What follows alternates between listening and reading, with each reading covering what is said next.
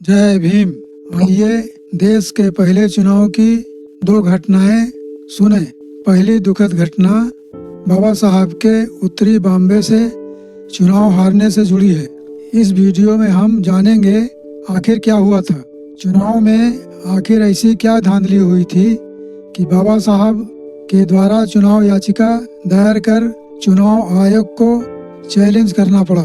बाबा साहब ने 3 जनवरी 1952 के चुनाव में बॉम्बे सिटी नॉर्थ निर्वाचन क्षेत्र से अपनी हार को चुनौती देते हुए 21 अप्रैल 1952 को एक चुनाव याचिका दायर की।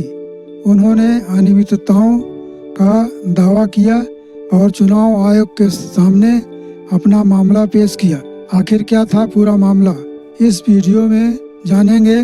बाबा साहब ने 21 अप्रैल 1952 को चुनाव आयोग के समक्ष अपनी चुनाव याचिका प्रस्तुत की थी।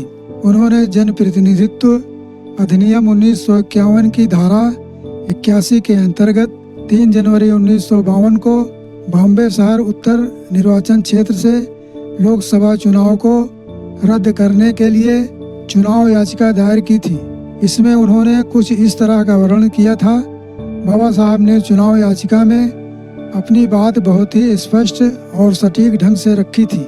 उन्होंने बताया कि चुनाव प्रचार के दौरान कुछ उम्मीदवारों ने मतदाताओं के मन में अधिक डर पैदा कर दिया, जिससे चुनाव प्रक्रिया प्रभावित हुई।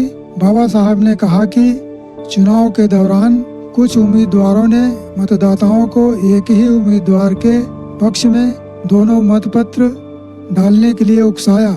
उन्होंने चुनाव अधिनियम की धारा 1232 का हवाला देते हुए कहा कि इस तरह की गतिविधियां भ्रष्ट आचरण के समान हैं और चुनाव को अवैध बताती हैं। उन्होंने कहा कि 3 जनवरी 1952 को हुए चुनाव में बॉम्बे सिटी नॉर्थ निर्वाचन क्षेत्र में मतदान के दौरान बड़ी संख्या में मतपत्र अवैध घोषित कर दिए गए थे।